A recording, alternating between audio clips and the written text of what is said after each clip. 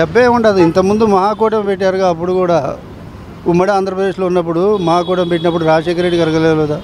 మంచి పనులు చేసి ఎవరైనా గెలుస్తారండి. ఒక జగన్మోహన్ రెడ్డి అనే కాదు, పవన్ కళ్యాణ్ కాదు, చంద్రబాబు కాదు, జనాల్ని మోసం చేయకుండా జనం దగ్గరికి చేరువయ్యే పథకాలు ఎవరు పెట్టినా కూడా వాళ్ళు సపోర్ట్ ఎప్పుడు ఉంటుంది, జనం సపోర్టు. అప్పుడు ఉమ్మడి అప్పుడు మోడీ గారి హవా కూడా ఉంది కాబట్టి వాళ్ళు ఎంత పర్సెంటేజ్ గెలిచారు? 2%, 1% గెలిచారు. అది పెద్ద లెక్క ఏం కాదు కదా. మరి తర్వాత కూడా ఇప్పుడు కూడా బీజేపీ పొత్తుంటుందో లేదో తెలియదు మనకి. మరి జనసేన టీడీపీ పొత్తుంటారు. అయినా కూడా కలిసికట్టుగా పోటీ చేసినా కూడా గవర్నమెంట్ ప్రజలకి చేస్తే ప్రజలు మర్చిపోరు కదా, ఏ పథకాలైనా కూడా. ఇవన్నీ కూడా ఇప్పుడు జగన్మోహన్ రెడ్డికి గెలిపించి కూడా వాళ్ళకి గెలిపిస్తే ఈ పథకాలను ఉండవు కదా, ఇవన్నీ తీసేస్తారు. అమ్మఒడి పథకం ఇదేంటి, వసతి దీవెన, విద్యా దీవెనలు ఇవన్నీ ఉన్నాయి కదా, చాలా పెన్షన్లు అయినా కూడా ఇవన్నీ తీసేస్తారు.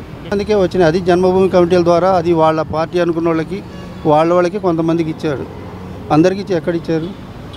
ఎన్నో హామీలు ఇచ్చారు, దాంట్లో కొన్ని కూడా నెరవేర్చలేదు కదా. వీళ్ళ మేనిఫెస్టోలో ఉన్న ప్రకారం ఉన్న హామీలన్నీ నెరవేర్చారు దాదాపుగా.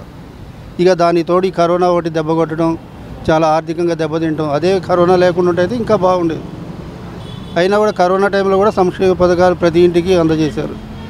ఇక దానివల్ల జనాలకి ఏమి ఇబ్బంది లేదు. ఆ మాట వాస్తవమే, కానీ అప్పుడు కూడా చంద్రబాబు నాయుడు కూడా అప్పు చేశాడు కదా. 1,00,000 కోట్లు అప్పుతోటి వదిలిపెట్టిపోయారు కాంగ్రెస్ వాళ్ళు. ఈయన 3 లక్షలు 3.5 లక్షల దాకా అప్పు చేశాడు.